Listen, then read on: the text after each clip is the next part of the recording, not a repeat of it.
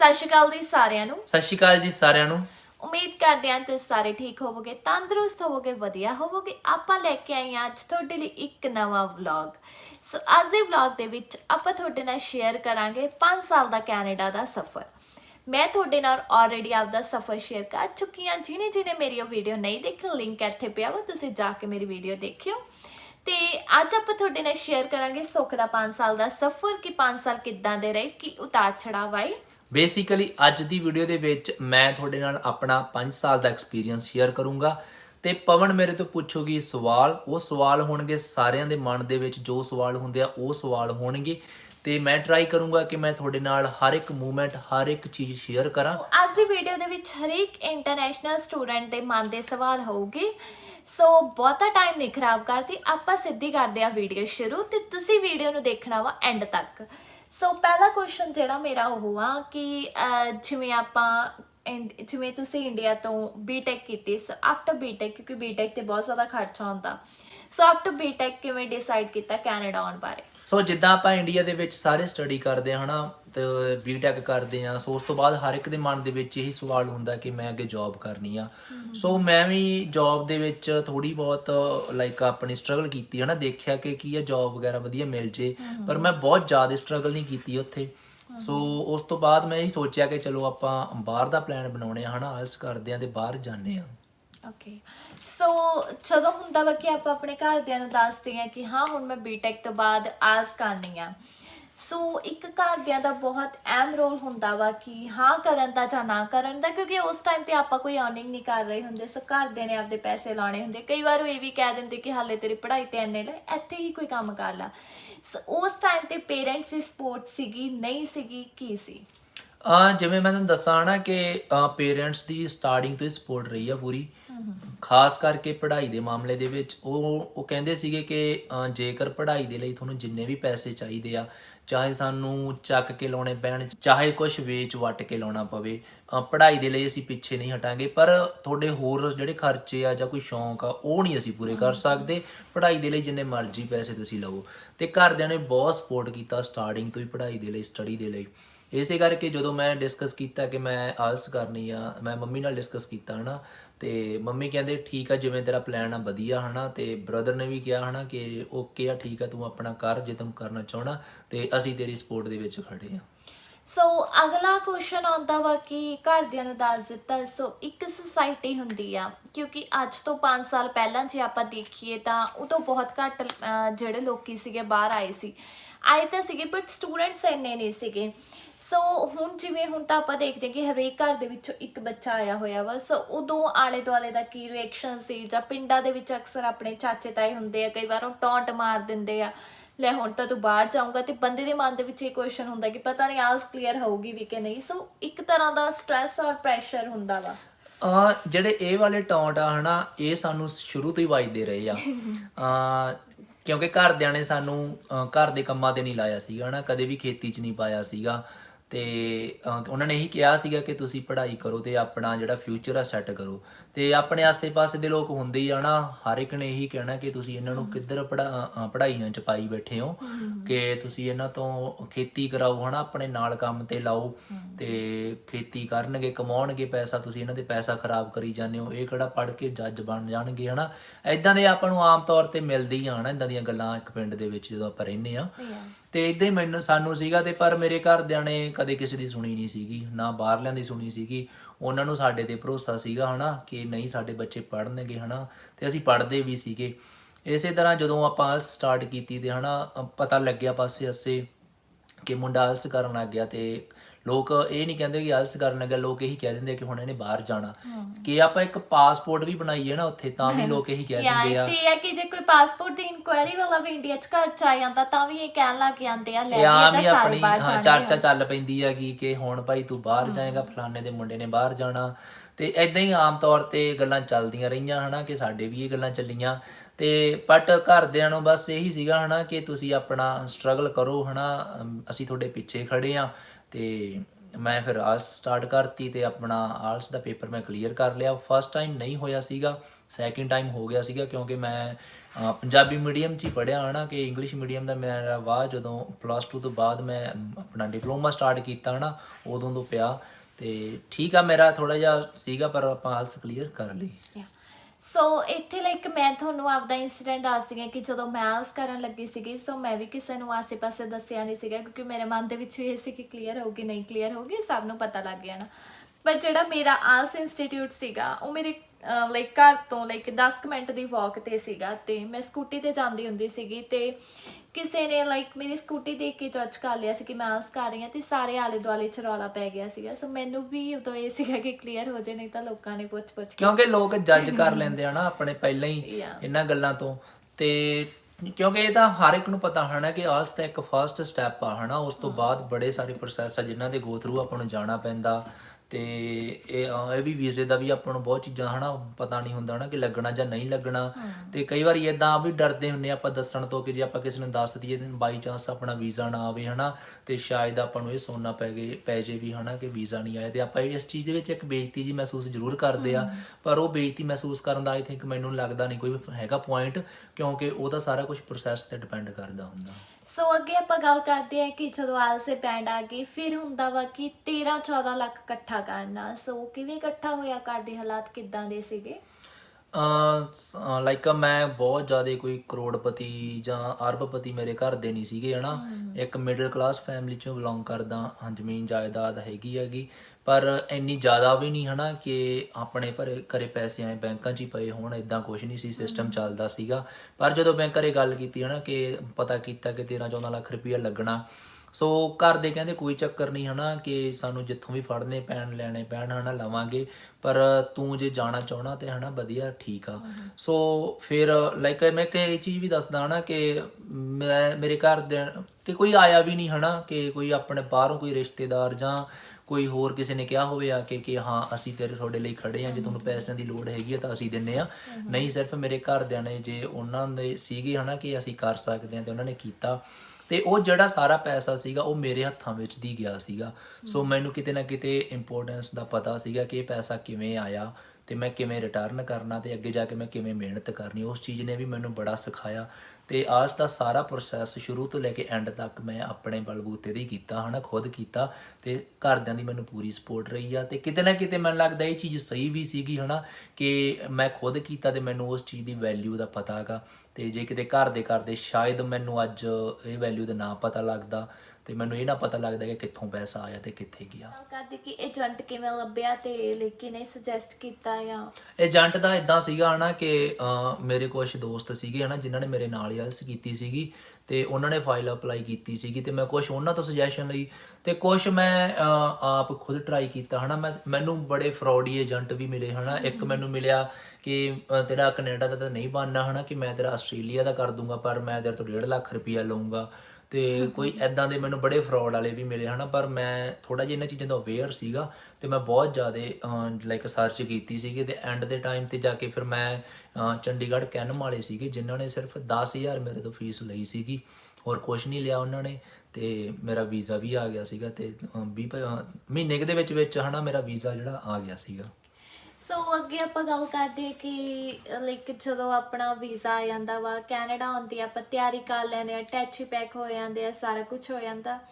ਸੋ ਫਿਰ ਆਪਾਂ ਇੱਕ ਪਾਸੇ ਖੁਸ਼ ਵੀ ਹੁੰਦੇ ਆ, ਇੱਕ ਪਾਸੇ ਨਰਵਸ ਵੀ ਹੁੰਦੇ ਆ, ਲਾਈਕ ਮਿਕਸਡ ਇਮੋਸ਼ਨਸ ਹੁੰਦੇ ਆ। ਮੈਂ ਤੁਹਾਨੂੰ ਪੁੱਛਣਾ ਚਾਹੁੰਦੀ ਹਾਂ ਕਿ ਤੁਹਾਡੇ ਅੰਦਰ ਕੀ ਉਦੋਂ ਮਹਿਸੂਸ ਹੋ ਰਿਹਾ ਸੀ ਤੁਹਾਨੂੰ, ਕਿਉਂਕਿ ਜੇ ਮੈਂ ਆਪਦਾ ਦੱਸਾਂ ਤਾਂ ਮੈਨੂੰ ਤਾਂ ਹਫ਼ਤਾ ਕੁ ਪਹਿਲਾਂ ਲਾਈਕ ਇਹ ਸੀਗਾ ਕਿ ਕਿਤੇ ਮੈਂ ਗਲਤ ਡਿਸੀਜ਼ਨ ਤਾਂ ਨਹੀਂ ਲੈ ਰਿਹਾ, ਕਿਉਂਕਿ ਮੈਂ ਲਾਈਕ ਇੰਡੀਆ ਤੋਂ ਘਰ ਚੋਂ ਕਿਤੇ ਬਾਹਰ ਨਹੀਂ ਸੀ ਨਿਕਲੀ। ਜੇ ਕਾਲਜ ਜਾਂਦੀ ਹੁੰਦੀ ਸੀ ਤੇ ਘਰੇ ਹੀ ਆ ਜਾਂਦੀ ਸੀ। ਮੈਂ ਲਾਈਕ ਪਹਿਲਾਂ ਵੀ ਇਹ ਦੱਸਦਾ ਹਾਂ ਨਾ ਕਿ ਇੰਡੀਆ ਦੇ ਵਿੱਚ ਵੀ ਮੈਂ ਪਹਿਲਾਂ ਬਾਹਰ ਅੰਦਰ ਰਿਹਾ ਹੈਗਾ। ਮੈਂ ਡਿਪਲੋਮਾ ਕੀਤਾ ਸੀ ਉਦੋਂ ਵੀ ਮੈਂ ਬਾਹਰ ਰਿਹਾ, ਮੈਂ ਡਿਗਰੀ ਕੀਤੀ ਉਦੋਂ ਵੀ ਕੁਝ ਟਾਈਮ ਬਾਹਰ ਰਿਹਾ, ਤੇ ਉੱਦਾਂ ਵੀ ਮੈਂ ਬਾਹਰ ਅੰਦਰ ਜਾਂਦਾ ਰਹਿੰਦਾ ਸੀਗਾ। ਸੋ ਮੈਨੂੰ ਕੋਈ ਇੰਨਾ ਜ਼ਿਆਦਾ ਚੱਕਰ ਨਹੀਂ ਪਿਆ ਸੀਗਾ ਹੈ ਨਾ। ਤੇ ਮਨ ਦੇ ਵਿੱਚ ਖੁਸ਼ੀ ਬਹੁਤ ਜ਼ਿਆਦਾ ਸੀਗੀ ਹੈ ਨਾ। ਖੁਸ਼ੀ ਇਸ ਚੀਜ਼ ਦੀ ਸੀਗੀ ਕਿ ਚਲੋ ਇਹ ਨਹੀਂ ਸੀਗੀ ਕਿ ਹੈ ਨਾ ਫਿਊਚਰ ਸੈੱਟ ਹੋ ਗਿਆ, ਇਹ ਸੀਗਾ ਕਿ ਚਲੋ ਆਪਾਂ ਕੁਛ ਨਵੀਂ ਚੀਜ਼ ਕਰਨ ਜਾ ਰਹੇ ਹਾਂ। ਕੁਛ ਮੇਰੇ ਫੈਮਿਲੀ ਬੜੀ ਸਪੋਰਟਿਵ ਸੀਗੀ ਹੈ ਨਾ। ਮੇਰੇ ਮੰਮੀ ਹੋ ਗਏ, ਮੇਰੇ ਡੈਡੀ ਹੋ ਗਏ, ਉਹਨਾਂ ਨੇ 1% ਵੀ ਇਹ ਚੀਜ਼ ਨਹੀਂ ਕੀਤੀ ਹੈ ਨਾ ਕਿ ਮੈਂ ਕਿਉਂ ਬਾਹਰ ਜਾ ਰਿਹਾ, ਤੂੰ ਇੱਥੇ ਰਹਿ। ਪਰ ਨਹੀਂ, ਉਹਨਾਂ ਨੇ ਇਹੀ ਕਿਹਾ ਨਾ ਕਿ ਜੇ ਤੂੰ ਬਾਹਰ ਜਾਣਾ ਤਾਂ ਤੂੰ ਜਾ ਸਕਦਾ ਹਨਾ, ਆਪਣਾ ਫਿਊਚਰ ਦੇ ਲਈ ਜਾ। ਤੇ ਇੱਕ ਨਰਵਸ ਹੁੰਦੀ ਹੈ ਨਾ ਕਿ ਘਰ ਦੇ ਨਰਵਸ ਹੋ ਜਾਂਦੇ ਜਾਂ ਫੈਮਿਲੀ ਨਰਵਸ ਹੋ ਜਾਂਦੀ ਆ। ਸੋ ਮੇਰੇ ਮੰਮੀ ਬੜੇ ਸਟਰੋਂਗ ਨੇ, ਉਹ ਬਿਲਕੁਲ ਵੀ ਨਰਵਸ ਨਹੀਂ ਹੋਏ ਹਨਾ, ਤੇ ਉਹਦੇ ਕਰਕੇ ਹੀ ਮੈਨੂੰ ਇੱਕ ਵਾਰ ਵੀ ਇਹ ਚੀਜ਼ ਮਹਿਸੂਸ ਨਹੀਂ ਹੋਈ ਹਨਾ। ਸ਼ਾਇਦ ਇਹੀ ਕਾਰਨ ਆ ਕਿ ਤੁਸੀਂ ਇੱਥੇ ਆ ਕੇ ਬਾਅਦ ਚ 5 ਸਾਲਾਂ ਬਾਅਦ ਵੀ ਹਾਂ, ਇਹੀ ਚੀਜ਼ ਆ ਨਾ ਕਿ 5 ਸਾਲ ਹੋ ਗਏ ਨੇ ਮੈਨੂੰ, 5 ਸਾਲ ਤੋਂ ਬਾਅਦ ਹੀ ਹੋ ਗਏ ਨੇ। ਤੇ ਇੰਡੀਆ ਜਾਣ ਦਾ ਮੈਂ ਪਰਸਨਲੀ ਦੱਸਾਂ ਕਿ ਹਜੇ ਵੀ ਮੇਰਾ ਮਨ ਹੈ ਨਹੀਂਗਾ। ਤੇ ਚਲੋ ਫੈਮਿਲੀ ਕਰਕੇ ਮੈਂ ਜ਼ਰੂਰ ਜਾਣਾ ਚਾਹੁੰਦਾ ਹਨਾ, ਤੇ ਜੇਕਰ ਫੈਮਿਲੀ ਇੱਥੇ ਆ ਗਈ ਤਾਂ ਹੋ ਸਕਦਾ ਮੈਂ ਅੱਗੇ ਵੀ ਨਾ ਜਾਵਾਂ। ਤਾਂ ਅੱਗੇ ਆਉਂਦੇ ਕਿ ਜਦੋਂ ਆਪਾਂ ਇੱਥੇ ਆ ਜਾਂਦੇ ਆ ਸੋ ਇੱਕ ਤਰ੍ਹਾਂ ਦਾ ਨਵਾਂ ਐਟਮੋਸਫੀਅਰ, ਲਾਈਕ ਆਪਾਂ ਕਹਿ ਸਕਦੇ ਕਿ ਨਵੀਂ ਦੁਨੀਆ ਹੁੰਦੀ ਆ, ਆਪਾਂ ਨੂੰ ਕੁਝ ਪਤਾ ਨਹੀਂ ਹੁੰਦਾ, ਸੜਕ ਕ੍ਰਾਸ ਕਰਨ ਦਾ ਨਹੀਂ ਪਤਾ ਹੁੰਦਾ, ਬੱਸਾਂ ਦਾ ਨਹੀਂ ਪਤਾ ਹੁੰਦਾ। ਸੋ ਇੱਦਾਂ ਦਾ ਕੋਈ ਫਨੀ ਇਨਸੀਡੈਂਟ ਹੋਇਆ ਹੋਵੇ ਜਾਂ ਕੋਈ ਆਉਣ ਜਾਣ ਚ ਕਾਲਜ ਪ੍ਰੋਬਲਮ ਆਈ ਹੋਵੇ, ਸੋ ਤੁਸੀਂ ਸਾਡੇ ਨਾਲ ਸ਼ੇਅਰ ਕਰ ਸਕਦੇ ਆ। ਸੋ ਮੈਂ ਮਹੀਨਾ ਕੁ ਪਹਿਲਾਂ ਇੱਥੇ ਆ ਗਿਆ ਸੀਗਾ, ਤੇ ਬੱਸਾਂ ਦਾ ਥੋੜਾ ਜਿਹਾ ਇੱਥੋਂ ਦਾ ਆਪਣੇ ਇੰਡੀਆ ਨਾਲੋਂ ਪ੍ਰੋਸੈਸ ਟੋਟਲੀ ਡਿਫਰੈਂਟ ਹੁੰਦਾ ਹਨਾ, ਕਿਉਂਕਿ ਬੱਸਾਂ ਦੇ ਵਿੱਚ ਜਾਣਾ, ਤੁਸੀਂ ਆਨਲਾਈਨ ਚੈੱਕ ਕਰਨਾ ਬੱਸ ਕਿਹੜੀ ਆਉਣੀ ਆ, ਬੱਸ ਨੰਬਰ ਵਗੈਰਾ, ਰੂਟ ਵਗੈਰਾ ਸਾਰਾ ਦੇਖਣਾ ਹਨਾ, ਇੱਕ ਨਵੀਂ ਜੀ ਚੀਜ਼ ਸੀਗੀ ਸਾਡੇ ਲਈ ਵੀ, ਨਵੀਂ ਜੀ ਚੀਜ਼ ਸੀਗੀ। ਤੇ ਫਨੀ ਇਨਸੀਡੈਂਟ ਇਹਦੇ ਵਿੱਚ ਇਹੀ ਹੋਇਆ ਸੀਗਾ ਕਿ ਮਹੀਨਾ ਕੁ ਪਹਿਲਾਂ ਆ ਗਏ ਤੇ ਕੰਮ ਲੱਭਣਾ ਸੀਗਾ। ਕੰਮ ਲੱਭਣ ਦੇ ਲਈ ਇੱਕ ਏਜੰਸੀ ਨੂੰ ਕਾਲ ਕੀਤੀ, ਏਜੰਸੀ ਕਹਿੰਦੀ ਕਿ ਤੁਹਾਨੂੰ ਇੱਥੇ ਆਉਣਾ ਪੈਣਾ, ਰਜਿਸਟਰਡ ਕਰਾਉਣਾ ਪੈਣਾ। ਸੋ ਮੇਰੇ ਨਾਲ ਮੇਰਾ ਕਜ਼ਨ ਆਇਆ ਸੀਗਾ ਤੇ ਅਸੀਂ ਦੋਨੋਂ ਗਏ, ਤੇ ਉਹਨਾਂ ਨੇ ਸਾਨੂੰ ਕੋਈ ਹੋਰ ਡਾਇਰੈਕਸ਼ਨ 'ਚ ਕਿਹਾ ਸੀਗਾ ਤੇ ਅਸੀਂ ਹੋਰ ਡਾਇਰੈਕਸ਼ਨ ਚਲੇ ਗਏ। ਅਸੀਂ ਉਹਨਾਂ ਨੂੰ ਕਾਲ ਕਰਦੇ ਰਹੇ ਤੇ ਅਸੀਂ ਕਿਸੇ ਦੇ ਘਰ ਦੀ ਬੈਲ ਖੜਕਾਉਂਦੇ ਰਹੇ ਹਨਾ। ਬਾਅਦ ਦੇ ਵਿੱਚ ਜਦੋਂ ਅਸੀਂ ਉਹਨਾਂ ਨੂੰ ਕਾਲ ਕੀਤੀ ਤਾਂ ਉਹ ਕਹਿੰਦੇ ਕਿ ਤੁਸੀਂ ਗਲਤ ਲੋਕੇਸ਼ਨ ਤੇ ਚਲੇ ਗਏ। ਜਦੋਂ ਅਸੀਂ ਉਹਨਾਂ ਨੂੰ ਦੱਸਿਆ ਕਿ ਇੱਥੇ ਖੜੇ ਆ, ਉਹ ਕਹਿੰਦੇ ਨਹੀਂ, ਤੁਸੀਂ ਰੌਂਗ ਆਪਣਾ ਜਿਹੜਾ ਹੈਗਾ ਲੋਕੇਸ਼ਨ ਤੇ ਹੋ। ਤੇ ਫਿਰ ਅਸੀਂ ਗਏ ਨਹੀਂ ਹਨਾ ਏਜੰਸੀ ਵੱਲ, ਕਿਉਂਕਿ ਸ਼ਾਮ ਦਾ ਟਾਈਮ ਸੀ, ਏਜੰਸੀ ਬੰਦ ਹੋ ਗਈ। ਤੇ ਅਸੀਂ ਫਿਰ 1 ਮਹੀਨਾ ਕੰਮ ਹੀ ਨਹੀਂ ਕੀਤਾ, ਸੀ ਐਦਾਂ ਹੀ ਰਹੇ ਸੀਗੇ। ਸੋ ਕਾਲਜ ਦਾ ਐਕਸਪੀਰੀਅੰਸ ਕਿੱਦਾਂ ਦਾ ਸੀਗਾ? ਕਾਲਜ ਇੰਡੀਆ ਵਰਗੇ ਸੀਗੇ ਜਾਂ ਸਟੱਡੀ ਸਿਸਟਮ ਇੰਡੀਆ ਵਰਗਾ ਸੀਗਾ? ਤੇ ਕਿੰਨੇ ਸਾਲ ਦੀ ਜਿਹੜੀ ਸੀਗੀ ਸਟੱਡੀ ਸੀਗੀ? ਕਾਲਜ ਲਾਈਕ ਮੈਂ 2 ਸਾਲ ਦੀ ਸਟੱਡੀ ਲੈ ਕੇ ਆਇਆ ਸੀਗਾ। ਟੋਟਲ 4 ਸਮੈਸਟਰ ਸੀਗੇ, ਜਿਹਦੇ ਵਿੱਚ ਇੱਕ ਡ੍ਰੌਪ ਸੀਗਾ 2 ਸਮੈਸਟਰ ਬਾਅਦ, ਤੇ ਜਿਹੜਾ ਲਾਸਟ ਸਮੈਸਟਰ ਸੀਗਾ ਉਹ ਕੋਆਪ ਦਾ ਸੀਗਾ। ਸੋ ਕਾਲਜ ਦਾ ਵੀ ਇੱਕ ਇਹ ਚੀਜ਼ ਹੋਈ ਹੈ ਨਾ ਕਿ ਜਿਵੇਂ ਆਪਣੇ ਇੰਡੀਆ ਦੇ ਵਿੱਚ ਕਾਲਜ ਹੁੰਦੇ ਆਗੇ, ਬੋਰਡ ਵਗੈਰਾ ਲੱਗੇ ਹੁੰਦੇ ਆ, ਵੱਡਾ ਗੇਟ ਹੁੰਦਾ, ਸਿਕਿਉਰਿਟੀ ਗਾਰਡ ਬੈਠੇ ਹੁੰਦੇ ਆਗੇ, ਕਰਾਊਡ ਹੀ ਕਰਾਊਡ ਹੁੰਦਾ। ਸੋ ਮੈਂ ਵੀ ਇਹ ਚੀਜ਼ ਸੋਚੀ ਸ਼ਾਇਦ ਮੇਰਾ ਕਾਲਜ ਵੀ ਇਦਾਂ ਦਾ ਹੋਊਗਾ ਨਾ।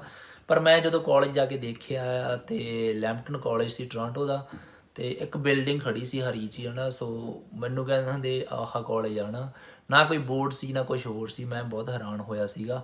ਪਰ ਬਾਅਦ ਦੇ ਵਿੱਚ ਪਤਾ ਲੱਗਿਆ ਨਾ ਕਿ ਜਿਹੜੇ ਮੇਨ ਕਾਲਜ ਦੇ ਕੈਂਪਸ ਹੁੰਦੇ, ਜਿਹੜਾ ਮੇਨ ਕੈਂਪਸ ਹੁੰਦੇ ਆ, ਉਹ ਤਾਂ ਸੇਮ ਹੀ ਹੁੰਦੇ ਆ ਇੰਡੀਆ ਵਾਂਗ। ਪਰ ਜਿਹੜੇ ਉਹਨਾਂ ਦੇ ਛੋਟੇ ਕੈਂਪਸ, ਜਿਹੜੀਆਂ ਬ੍ਰਾਂਚਾਂ ਹੁੰਦੀਆਂ ਨਾ, ਉਹ ਇਦਾਂ ਨਹੀਂ ਹੁੰਦੀਆਂ। ਉਹ ਸਿਰਫ ਇੱਕ ਬਿਲਡਿੰਗ ਦੇ ਵਿੱਚ ਹੀ ਬਣਾ ਦਿੰਦੇ ਆ, ਕਿਉਂਕਿ ਕਾਲਜ ਛੋਟੇ ਹੁੰਦੇ ਆ, ਪ੍ਰਾਈਵੇਟ ਕਾਲਜ ਹੁੰਦੇ ਆ। ਸੋ ਇੱਕ ਚੀਜ਼ ਇੱਥੇ ਇਹ ਵੀ ਹੋਈ ਸੀਗੀ ਕਿ ਮੇਰਾ ਮੇਨ ਕਾਲਜ ਪਹਿਲਾਂ ਮੈਨੂੰ ਇਹ ਲੱਗ ਰਿਹਾ ਸੀਗਾ ਕਿ ਸਾਰਨੀਆ ਮੇਨ ਕੈਂਪਸ ਆ। ਸੋ ਜਦੋਂ ਆਫਰ ਲੈਟਰ ਤੇ ਦੇਖਿਆ ਜਾਵਾਂ, ਬਾਟਮ ਤੇ ਐਡਰੈਸ ਸੀਗਾ ਲੈਂਪਟਨ ਕਾਲਜ ਟੋਰਾਂਟੋ ਦਾ। ਸੋ ਮੈਨੂੰ ਇੱਥੇ ਆ ਕੇ ਪਤਾ ਲੱਗਿਆ ਸੀਗਾ ਕਿ ਮੇਰਾ ਕਾਲਜ ਟੋਰਾਂਟੋ ਕੈਂਪਸ ਆ। ਸੋ ਤੁਹਾਡੀ ਸਟੱਡੀ ਸੌਖੀ ਸੀਗੀ, ਔਖੀ ਸੀਗੀ, ਜਾਂ ਕਿਵੇਂ ਦੇ ਟੀਚਰ ਸੀਗੇ? ਸਟੱਡੀ ਦਾ ਪੈਟਰਨ ਇੰਡੀਆ ਨਾਲੋਂ ਟੋਟਲੀ ਡਿਫਰੈਂਟ ਸੀਗਾ। ਨਵੀਆਂ ਜਿਹੀਆਂ ਚੀਜ਼ਾਂ ਸੀਗੀਆਂ ਸਾਰੀਆਂ, ਤੇ ਇੱਕ ਫਾਸਟ ਬਹੁਤ ਸੀਗਾ ਪ੍ਰੋਸੈਸ ਕਿ ਤੁਹਾਨੂੰ ਐਵਰੀਡੇ ਅਸਾਈਨਮੈਂਟਸ ਦੇਣੀਆਂ ਪੈਂਦੀਆਂ ਸੀਗੀਆਂ। ਜਿਵੇਂ ਇੰਡੀਆ ਦੇ ਵਿੱਚ ਤਾਂ ਆਪਾਂ ਪੇਪਰ ਵਰਕ ਕਰਦੇ ਆ ਨਾ ਕਿ ਸਾਰੀਆਂ ਪੇਪਰ ਤੇ ਅਸਾਈਨਮੈਂਟਾਂ ਹੁੰਦੀਆਂ, ਇੱਥੇ ਸਾਰਾ ਕੁਝ ਤੁਹਾਡਾ ਲੈਪਟਾਪ ਤੇ ਹੁੰਦਾ ਸੀਗਾ। ਤੇ ਲੈਪਟਾਪ ਤੇ ਜਿਵੇਂ ਆਪਣੇ MS ਆਫਿਸ ਵਰਡ ਹੋ ਗਏ, ਇਹਨਾਂ 'ਚ ਹੋ ਗਿਆ, ਆਪਾਂ ਨੂੰ ਉੱਦਾਂ ਪ੍ਰੈਜੈਂਟੇਸ਼ਨਾਂ ਦੇਣੀਆਂ ਪੈਂਦੀਆਂ ਸੀਗੀਆਂ, ਉੱਥੇ ਅਸਾਈਨਮੈਂਟਾਂ ਦੇਣੀਆਂ ਪੈਂਦੀਆਂ ਸੀ। ਸੋ ਪਹਿਲੇ ਸਮੈਸਟਰ ਤਾਂ ਥੋੜੀ ਜਿਹੀ ਰਹੀ ਬਰਡਨ ਹਨਾ, ਕਿ ਆਪਾਂ ਨੂੰ ਸਮਝ ਨਹੀਂ ਆਇਆ ਪ੍ਰੋਪਰ ਹਨਾ ਕਿੱਦਾਂ ਹੁੰਦਾ, ਪਰ ਕਰਦੇ ਰਹੇ, ਹੌਲੀ ਸਮਝ ਆਇਆ। ਤੇ ਬਾਅਦ ਦੇ ਵਿੱਚ ਫਿਰ ਗੱਡੀ ਜਿਹੜੀ ਹਲੀ ਤੇ ਚੱਲ ਪਈ ਸੀਗੀ, ਤੇ ਸੌਖਾ ਹੀ ਸੀ। ਜਿਵੇਂ ਕਿ ਹਰੇਕ ਇੰਟਰਨੈਸ਼ਨਲ ਸਟੂਡੈਂਟ ਨੂੰ 24 ਘੰਟੇ ਕੰਮ ਕਰਨਾ ਅਲਾਉਡ ਹੁੰਦਾ ਵਾ, ਤੇ ਕਿ 24 ਘੰਟੇ ਲਾਈਕ ਤੁਹਾਨੂੰ ਕੰਮ ਈਜ਼ੀ ਮਿਲ ਗਿਆ ਸੀਗਾ? ਕੰਮ ਦੇ ਵਿੱਚ ਕੀ ਸੀਗਾ ਕਿ ਕੰਮ ਈਜ਼ੀਲੀ ਮਿਲ ਗਿਆ ਸੀ। ਉਸ ਟਾਈਮ ਇੰਨੇ ਸਟੂਡੈਂਟ ਆਏ ਨਹੀਂ ਸੀ ਹਨਾ, ਘੱਟ ਸੀਗੇ।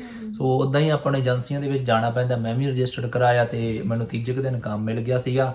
ਮੇਰੀਆਂ 3 ਦਿਨ ਕਲਾਸਾਂ ਸੀਗੀਆਂ ਤੇ 3 ਦਿਨ ਮੈਂ ਕੰਮ ਤੇ। ਸੋ ਵਧੀਆ ਚੱਲੀ ਗਿਆ ਸਰਕਲ, ਪੈਸੇ ਖੁਦ ਕਮਾਉਣ ਲੱਗ ਗਏ ਸੀ, ਜੇਬ 'ਚ ਪੈਸੇ ਆਉਣ ਲੱਗ ਗਏ ਸੀ, ਡਾਲਰ ਆਉਣ ਲੱਗ ਗਏ ਸੀ। ਤੇ ਇੰਡੀਆ ਵਾਲਾ ਮੀਟਰ ਕਿਤੇ ਨਾ ਕਿਤੇ ਆਪਣਾ ਜਿਹੜਾ ਘੁੱਗਦਾ ਹੁੰਦਾ ਉਹ ਖੜ ਗਿਆ ਸੀਗਾ, ਕਿਉਂਕਿ ਇੱਥੇ ਦੀ ਕਮਾਈ ਤੇ ਇੱਥੋਂ ਦੇ ਖਰਚੇ ਚੱਲਣ ਲੱਗ ਗਏ ਸੀਗੇ, ਤੇ ਕਿਤੇ ਨਾ ਕਿਤੇ ਖੁਸ਼ੀ ਵੀ ਸੀਗੀ। ਸੋ ਅੱਗੇ ਆਉਂਦਾ ਵਾ ਕਿ ਲਾਈਕ ਜਦੋਂ ਤੁਹਾਨੂੰ ਕੰਮ ਮਿਲਣ ਲੱਗ ਜਾਂਦਾ ਵਾ, ਚਲੋ ਤੁਹਾਡੀ ਸਟੱਡੀ ਵੀ ਵਧੀਆ ਚੱਲਣ ਲੱਗ ਜਾਂਦੀ ਆ, ਤੇ ਫਿਰ ਜਦੋਂ ਤੁਹਾਡਾ ਲਾਈਕ ਪਹਿਲਾਂ ਤਾਂ ਤੁਸੀਂ ਜਿਵੇਂ ਤੁਸੀਂ ਪਹਿਲਾਂ ਦੱਸਿਆ ਹੀ ਆ ਕਿ 2 ਸਮੈਸਟਰ ਤੋਂ ਬਾਅਦ ਦੇ ਵਿੱਚ ਤੁਹਾਨੂੰ ਡ੍ਰੌਪ ਸੀਗਾ। ਸੋ ਡ੍ਰੌਪ ਦਾ ਮਤਲਬ ਇਹ ਹੁੰਦਾ ਵਾ ਕਿ ਤੁਹਾਨੂੰ ਕਾਲਜ 'ਚ 4 ਮਹੀਨੇ ਦੀਆਂ ਛੁੱਟੀਆਂ ਹੁੰਦੀਆਂ ਅਫੀਸ਼ੀਅਲ, ਲਾਈਕ ਬਹੁਤ ਲੋਕਾਂ ਨੂੰ ਨਹੀਂ ਪਤਾ ਹੁੰਦਾ, ਮੈਂ ਤਾਂ ਦੱਸਿਆ। ਤੇ ਤੁਹਾਨੂੰ ਉਹ 4 ਮਹੀਨੇ ਦੇ ਵਿੱਚ ਤੁਸੀਂ ਕਿੰਨਾ ਕੰਮ ਕੀਤਾ ਜਾਂ ਤੁਹਾਨੂੰ ਕੰਮ ਸੌਖਾ ਮਿਲ ਗਿਆ, ਉਹ ਥੋੜਾ ਜਿਹਾ ਸਾਡੇ ਨਾਲ ਸ਼ੇਅਰ ਕਰੋ। ਉਹ 4 ਮਹੀਨਿਆਂ ਦਾ ਇਹ ਸੀਗਾ ਕਿ ਹਨਾ ਮੈਂ 2 ਸਮੈਸਟਰਾਂ ਦੀ ਫੀਸ ਪੇ ਕਰਕੇ ਆਇਆ ਸੀਗਾ ਤੇ 3rd ਦੀ ਕਰਨੀ ਸੀ, ਤੇ ਮੇਰੇ ਕੋਲੇ ਉਹ 4 ਮਹੀਨੇ ਸੀਗੇ ਜਿਹਦੇ ਵਿੱਚ ਮੈਂ ਆਪਣੀ ਜਿਹੜੀ ਫੀਸ ਕੱਢਣੀ ਸੀਗੀ। ਤੇ ਮੈਂ ਕੀ ਕੀਤਾ ਸੀਗਾ ਕਿ ਮੈਂ ਨਾਲ 2nd ਸਮੈਸਟਰ ਤੱਕ ਮੈਂ ਨਾ ਲਾਇਸੈਂਸ ਬਣਾ ਲਿਆ ਸੀ ਟਰੱਕ ਦਾ। ਤੇ ਟਰੱਕ ਦਾ ਬਣਾ ਲਿਆ ਸੀਗਾ ਕਿ ਬਟ ਉਸ ਟਾਈਮ ਰਾਈਟ ਵੇ ਕੰਮ ਨਹੀਂ ਮਿਲਦਾ ਸੀਗਾ ਨਾ ਟਰੱਕ ਦਾ, ਕਿਉਂਕਿ ਐਕਸਪੀਰੀਅੰਸ ਚਾਹੀਦਾ, ਅੱਜ ਵੀ ਨਹੀਂ ਮਿਲਦਾ ਹਨਾ, ਐਕਸਪੀਰੀਅੰਸ ਤੁਹਾਨੂੰ ਬਹੁਤ ਚਾਹੀਦਾ। ਮੇਰੇ ਕੋਲ ਐਕਸਪੀਰੀਅੰਸ ਹੈ ਨਹੀਂ ਸੀਗਾ, ਪਹਿਲਾ ਮਹੀਨਾ ਤਾਂ ਮੇਰਾ ਇਦਾਂ ਹੀ ਵੇਸਟ ਹੋ ਗਿਆ।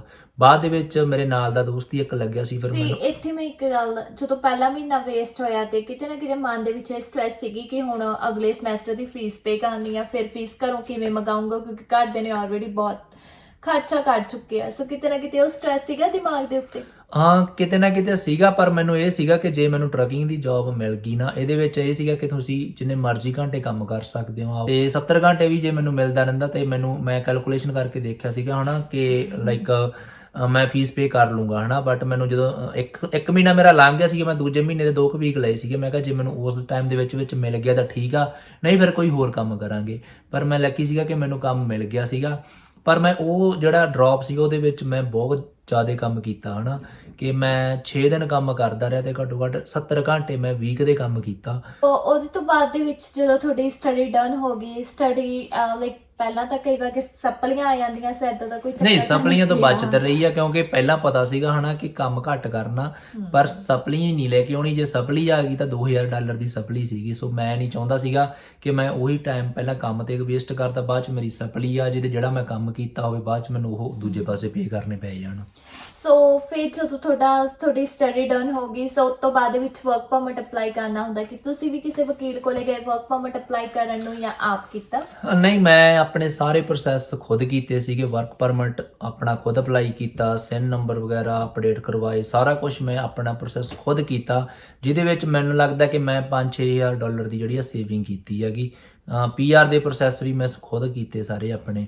ਜਦੋਂ ਸਟੱਡੀ ਡਨ ਕਰ ਲਈ ਉਸ ਤੋਂ ਬਾਅਦ ਦੇ ਵਿੱਚ ਤੁਸੀਂ ਕੀ ਲਾਈਕ ਉਸ ਦੌਰਾਨ ਜਦੋਂ ਵਰਕ ਪਰਮਿਟ ਨਹੀਂ ਆਇਆ ਤੇ ਸਟੱਡੀ ਵੀ ਖਤਮ ਹੋ ਗਈ, ਉਸ ਟਾਈਮ ਪੀਰੀਅਡ ਦੇ ਵਿੱਚ ਤੁਸੀਂ ਕੀ ਕੰਮ ਕਰ ਰਹੇ ਸੀਗੇ? ਉਸ ਟਾਈਮ ਮੈਂ ਲਾਈਕ ਪਾਰਟ ਟਾਈਮ ਪਹਿਲਾਂ ਮੈਂ ਟਰੱਕ ਹੀ ਚਲਾ ਰਿਹਾ ਸੀਗਾ, ਤੇ ਜਦੋਂ ਮੇਰੀ ਸਟੱਡੀ ਡਨ ਹੋ ਗਈ ਤੇ ਵਰਕ ਪਰਮਿਟ ਅਪਲਾਈ ਕੀਤਾ, ਫਿਰ ਆਪਾਂ ਫੁੱਲ ਟਾਈਮ ਕੰਮ ਕਰ ਸਕਦੇ ਹਾਂ। ਸੋ ਮੈਂ ਵੀ ਫੁੱਲ ਟਾਈਮ ਟਰੱਕਿੰਗ ਦਾ ਹੀ ਸ਼ੁਰੂ ਕਰ ਲਿਆ ਸੀਗਾ। ਪਰ ਉਸ ਟਾਈਮ ਜੌਬ ਹੀ ਕਿਤੇ ਨਾ ਕਿਤੇ ਲੱਭ ਰਿਹਾ ਸੀ ਹਨਾ, ਵੀ ਮੈਨੂੰ ਜੌਬ ਮਿਲ ਜੇ। ਪਰ ਮੇਰੇ ਨਾਲ ਇੱਕ ਟਰਨਿੰਗ ਪੁਆਇੰਟ ਇਹ ਆਇਆ ਹਨਾ ਉੱਥੇ, ਕਿ ਮੈਂ ਟਰੱਕ ਚਲਾਉਂਦਾ ਸੀਗਾ ਤੇ ਸਿਟੀ ਦੇ ਵਿੱਚ ਹਨਾ ਐਕਸੀਡੈਂਟ ਹੋ ਗਿਆ ਸੀ ਮੇਰੇ ਟਰੱਕ ਦਾ। ਸ਼ਾਇਦ ਇਹ ਗੱਲ ਮੈਂ ਆਪਣੇ ਘਰੇ ਵੀ ਨਹੀਂ ਦੱਸੀ ਹੋਈ, ਕਿਸੇ ਨੂੰ ਨਹੀਂ ਪਤਾ, ਸ਼ਾਇਦ ਆਹ ਵੀਡੀਓ ਤੋਂ ਪਤਾ ਲੱਗੇ। ਬਹੁਤ ਲੋਕਾਂ ਨੂੰ ਨਹੀਂ ਪਤਾ ਹਨਾ, ਕਿਸੇ ਨੂੰ ਨਹੀਂ ਪਤਾ। ਤੇ ਉਹਦੇ ਵਿੱਚ ਕੀ ਹੋਇਆ ਸੀਗਾ, ਤੇ ਗਲਤੀ ਮੇਰੀ ਨਹੀਂ ਸੀਗੀ ਹਨਾ, ਗਾਂਹ ਵਾਲੇ ਦੀ ਗਲਤੀ ਸੀ। ਉਹਦੀ ਗਲਤੀ ਕਰਕੇ ਮੇਰਾ ਟਰੱਕ ਅੱਗੇ ਵੱਜ ਗਿਆ ਸੀ ਜਾ ਕੇ। ਤੇ ਫਿਰ ਉਹੀ ਗੱਲ ਆ ਗਈ ਹਨਾ ਕਿ ਕੰਮ ਆਪਾਂ ਆਪਣੀ ਕਮਿਊਨਿਟੀ ਦੇ ਬੰਦੇ ਅੰਡਰ ਹੀ ਕਰਦੇ ਸੀਗੇ। ਉਹਨੇ ਮੇਰੇ ਪੈਸੇ ਵੀ ਮਾਰ ਲਏ, $4,000 ਸੀਗਾ ਜਿਹੜਾ ਮੈਂ ਉਹ ਤੋਂ ਲੈਣਾ ਸੀਗਾ, ਉਹ ਵੀ ਮਾਰ ਲਿਆ। ਜੌਬ ਵੀ ਛੁੱਟ ਗਈ ਸੀਗੀ ਹਨਾ, ਕੰਮ ਤਾਂ ਛੁੱਟਣਾ ਹੀ ਸੀਗਾ ਹਨਾ। ਉਹਨੇ ਮੈਨੂੰ ਕਿਹਾ, ਉਹਨੇ ਮੁੜ ਕੇ ਰੱਖਿਆ ਨਹੀਂ ਮੈਨੂੰ।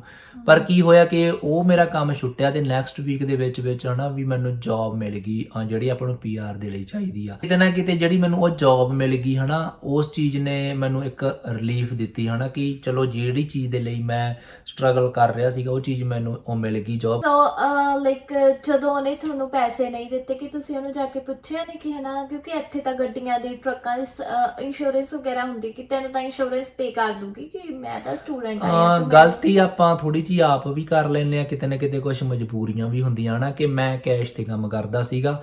ਤੇ ਇੱਕ ਜਦੋਂ ਨਵਾਂ ਸਟੂਡੈਂਟ ਆਉਂਦਾ ਉਹਨੂੰ ਸਾਰੇ ਲਾਜ਼ ਇੱਥੋਂ ਦੇ ਪਤਾ ਨਹੀਂ ਹੁੰਦੇ, ਕੀ ਰੈਗੂਲੇਸ਼ਨਸ ਨੇ, ਕੀ ਲਾਜ਼ ਨੇ ਹਨਾ। ਸੋ ਮੈਨੂੰ ਵੀ ਨਹੀਂ ਪਤਾ ਸੀਗਾ, ਅੱਜ ਚਲੋ ਮੈਨੂੰ ਪਤਾ, ਉਸ ਟਾਈਮ ਮੈਨੂੰ ਕੁਝ ਨਹੀਂ ਪਤਾ ਸੀਗਾ। ਸੋ ਮੈਨੂੰ ਇਹ ਡਰ ਸੀਗਾ ਕਿ ਮੈਂ ਕੈਸ਼ ਤੇ ਕੰਮ ਕਰਦਾ, ਕਿਤੇ ਮੇਰੇ ਤੇ ਨਾ ਕੋਈ ਚੱਕਰ ਪੈ ਜੇ ਹਨਾ। ਤੇ ਫਿਰ ਮੈਂ 1-2 ਵਾਰ ਉਹ ਤੋਂ ਮੰਗੇ ਵੀ ਹਨਾ, ਤੇ ਉਹਨੇ ਮੈਨੂੰ ਦਿੱਤੇ ਨਹੀਂ ਹਨਾ। ਉਹ ਸਮਾਂ ਦੀ ਮੇਰੇ ਤੋਂ ਹੋਰ ਮੰਗ ਰਿਹਾ ਸੀਗਾ ਕਿ ਤੂੰ ਮੇਰਾ ਟਰੱਕ ਮਾਰਤਾ, ਬਟ ਮੇਰੀ ਉਹਦੇ ਵਿੱਚ ਕੋਈ ਵੀ ਗਲਤੀ ਨਹੀਂ ਸੀਗੀ। ਬਟ ਇੱਕ ਚੱਕਰ ਇਹ ਵੀ ਸੀਗਾ ਕਿ ਟਰੱਕ ਦੇ ਵਿੱਚ ਨਾ ਕੈਮਰਾ ਨਹੀਂ ਲੱਗਿਆ ਹੋਇਆ ਸੀ। ਜੇ CCTV ਕੈਮਰਾ ਲੱਗਿਆ ਹੁੰਦਾ ਤਾਂ ਸ਼ਾਇਦ ਮੈਂ ਉਹਨੂੰ ਸ਼ੋਅ ਕਰ ਸਕਦਾ ਸੀਗਾ ਹਨਾ, ਪਰ ਨਹੀਂ ਲੱਗਿਆ। ਤੇ ਬਟ ਮੈਨੂੰ ਉਹਦੀ ਟਿਕਟ ਵੀ ਨਹੀਂ ਕੁਝ ਮਿਲੀ ਸੀਗੀ ਹਨਾ। ਉਹਦੇ 'ਚ ਕੋਈ ਗਲਤੀ ਨਹੀਂ ਸੀਗੀ। ਸੋ ਪਰ ਮੈਂ ਮੰਗੇ ਨਹੀਂ ਦਿੱਤੇ ਹਨਾ, ਫਿਰ ਚਲੋ ਮੈਨੂੰ ਜੌਬ ਮਿਲ ਗਈ। ਫਿਰ ਮੈਂ ਸੋਚਿਆ ਕਿ ਚਲੋ ਹਨਾ ਕੀ ਆਪਾਂ ਹੁਣ ਮਿਹਨਤਾਂ ਕਰੀਏ, ਦੇਣੇ ਤਾਂ ਹੈ ਨਹੀਂ ਗੇ ਉਹ ਬੰਦੇ ਨੇ।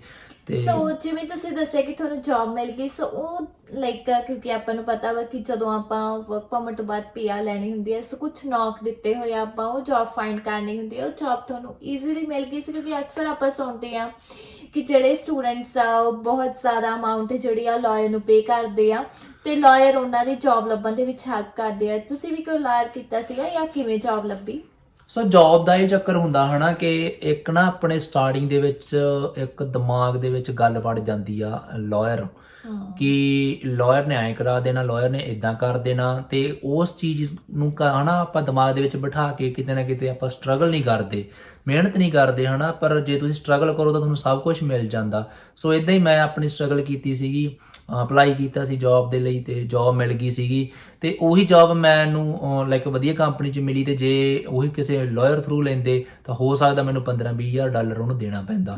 ਤੇ ਮੈਂ 15-20 ਹਜ਼ਾਰ ਡਾਲਰ ਉਹ ਵੀ ਸੇਵ ਕੀਤਾ, ਸਾਰੇ ਪ੍ਰੋਸੈਸ ਅਪ ਕੀਤੇ। ਤੁਸੀਂ ਤੁਹਾਨੂੰ ਲਾਈਕ ਇੱਥੋਂ ਤੁਸੀਂ ਇੱਕ ਚੀਜ਼ ਸਿੱਖ ਸਕਦੇ ਆ ਕਿ ਲਾਇਰ ਤੋਂ ਜਾਣ ਤੋਂ ਪਹਿਲਾਂ ਖੁਦ ਕੋਸ਼ਿਸ਼ ਕਰੋ, ਖੁਦ ਸਰਚ ਕਰੋ। ਹੋ ਸਕਦਾ ਕਿ ਤੁਹਾਨੂੰ ਖੁਦ ਮਿਲ ਜਾਵੇ। ਹਾਂ, ਜੇ ਨਹੀਂ ਮਿਲਦੀ ਫਿਰ ਸੈਕਿੰਡ ਆਪਸ਼ਨ ਲਾਇਰ ਦੀ ਹੁੰਦੀ ਹੈ, ਪਰ ਥੋੜੀ ਜਿਹੀ ਪਹਿਲਾਂ ਆਪ ਵੀ ਮਿਹਨਤ ਕਰਨੀ ਚਾਹੀਦੀ ਹੈ, ਕਿਉਂਕਿ ਲਾਇਰ ਵੀ ਇੱਕ ਇਨਸਾਨ ਹੀ ਆ। ਸੋ ਉਹ ਵੀ ਤੁਹਾਨੂੰ ਅੱਗੇ ਜੌਬ ਫਾਈਂਡ ਕਰਕੇ ਦਿੰਦਾ। ਸੋ ਉਹ ਤੁਸੀਂ ਖੁਦ ਵੀ ਲੱਭ ਸਕਦੇ। ਪਹਿਲੇ 2-3 ਮਹੀਨੇ ਤੁਸੀਂ ਆਪਣੇ ਆਪ ਨੂੰ ਦੇਵੋ ਹਨਾ ਕਿ ਤੁਸੀਂ ਜੌਬ ਲੱਭੋ। ਤੇ ਜੇ ਨਹੀਂ ਮਿਲਦੀ ਚਲੋ ਫਿਰ ਉਹ ਲਾਸਟ ਆਪਸ਼ਨ ਹੁੰਦੀ ਆ, ਪਰ ਮਿਲ ਜਾਂਦੀ ਹੈ, ਇਹ ਨਹੀਂ ਹੁੰਦਾ। ਤੇ ਜੇ ਤੁਹਾਨੂੰ ਮੂਵ ਵੀ ਹੋਣਾ ਪੈਂਦਾ, ਮੈਨੂੰ ਲੱਗਦਾ ਇਹਦੇ ਵਿੱਚ ਕੋਈ ਵੱਡਾ ਚੀਜ਼ ਨਹੀਂ ਹੈਗੀ। ਜੇ ਹੋ ਸਕਦਾ ਮੈਨੂੰ ਵੀ ਮੂਵ ਹੋਣਾ ਪੈਂਦਾ ਤਾਂ ਮੈਂ ਹੋ ਜਾਂਦਾ ਹਨਾ। ਸੋ ਪੈਸੇ ਦੇਣ ਤੋਂ ਬੈਟਰ ਆ ਹਨਾ ਕਿ ਤੁਸੀਂ ਖੁਦ ਟਰਾਈ ਕਰੋ। ਸੋ ਹੁਣ ਮੈਂ ਲਾਈਕ ਤੁਹਾਡੇ ਪੁਆਇੰਟ ਆਫ View ਦੇ ਨਾਲ ਲਾਈਕ ਕੈਨੇਡਾ ਦਾ ਓਵਰਵਿਊ ਲੈਣਾ ਚਾਹੁੰਦੀ ਹਾਂ ਕਿ ਕਿਵੇਂ ਤੁਹਾਨੂੰ ਲੱਗਿਆ, ਤੇ ਫਿਰ ਆਪਾਂ ਕਰਦੇ ਹਾਂ ਅੱਜ ਦਾ ਐਪੀਸੋਡ ਐਂਡ। ਸੋ ਓਵਰਆਲ ਤਾਂ ਤੁਸੀਂ ਸਮਝ ਹੀ ਗਏ ਹੋਵੋਗੇ ਕਿ ਮੈਂ 5 ਸਾਲ ਹੋ ਗਏ ਇੰਡੀਆ ਨਹੀਂ ਗਿਆ। ਤੇ ਜੇਕਰ ਕੈਨੇਡਾ ਮਾੜਾ ਹੁੰਦਾ ਤੇ ਸ਼ਾਇਦ ਮੈਂ 2 ਸਾਲਾਂ ਬਾਅਦ ਹੀ ਚਲਾ ਜਾਂਦਾ, ਸਾਲ ਬਾਅਦ ਹੀ ਚਲਾ ਜਾਂਦਾ ਨਾ। ਸੋ ਬਹੁਤ ਵਧੀਆ ਕੰਟਰੀ ਆ, ਬਹੁਤ ਕੁਝ ਦਿੱਤਾ ਕੈਨੇਡਾ ਨੇ, ਜਿਹੜਾ ਕੁਝ ਕਦੇ ਸੋਚਿਆ ਵੀ ਨਹੀਂ ਸੀਗਾ ਦਿਮਾਗ 'ਚ, ਉਹ ਸਾਰਾ ਕੁਝ ਇੱਥੇ ਮਿਲਿਆ। ਤੇ ਬਾਕੀ ਬੰਦਾ ਸੈਟੀਸਫਾਈ ਤਾਂ ਕਿਤੇ ਵੀ ਨਹੀਂ ਹੁੰਦਾ ਹਨਾ, ਇਹ ਤਾਂ ਤੁਹਾਡੇ ਆਪਣੇ ਮਨ ਦੀ ਸੰਤੁਸ਼ਟੀ ਆ।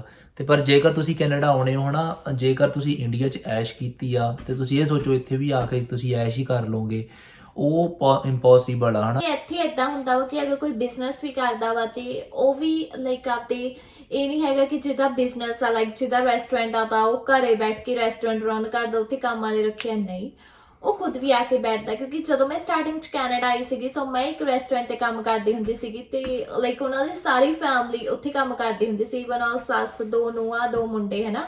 ਉਹਨਾਂ ਨੇ ਕੁਝ ਸਟਾਫ ਮੈਂਬਰਸ ਵੀ ਰੱਖੇ ਸੀਗੇ ਤੇ ਉਹ ਵੀ ਸਾਡੇ ਨਾਲ ਸ਼ਾਮ ਨੂੰ ਘਰੇ ਜਾਂਦੇ ਹੁੰਦੇ ਸੀਗੇ। ਸੋ ਇੱਥੇ ਜਿਹੜੇ ਬਿਜ਼ਨਸ ਓਨਰਸ ਵੀ ਆ ਉਹ ਵੀ ਖੁਦ ਸਟਾਫ ਦੇ ਨਾਲ ਕੰਮ ਕਰਦੇ ਆ, ਕਿਉਂਕਿ ਇੱਥੇ ਤੁਹਾਨੂੰ ਸਾਰਿਆਂ ਨੂੰ ਕੰਮ ਕਰਨਾ ਹੀ ਪੈਂਦਾ। ਤੇ ਜੇਕਰ ਤੁਸੀਂ ਸੋਚਦੇ ਹੋ ਕਿ ਤੁਸੀਂ ਇੱਥੇ ਆ ਕੇ ਵਿਹਲੇ ਰਹਿ ਪਓਗੇ ਤਾਂ ਉਹ ਚੀਜ਼ ਬਿਲਕੁਲ ਇੰਪੋਸੀਬਲ ਆ। ਤੁਹਾਨੂੰ ਵੀ ਕੰਮ ਕਰਨਾ ਪਊਗਾ ਕਿਉਂਕਿ ਤੁਹਾਨੂੰ ਇੱਥੇ ਕੋਈ ਵਿਹਲਾ ਮਿਲਣਾ ਹੀ ਨਹੀਂ। ਸੋ ਮਿਹਨਤ ਜਿੰਨੀ ਕਰੋਗੇ ਤੁਹਾਨੂੰ ਓਨਾ ਹੀ ਫਲ ਮਿਲੂਗਾ।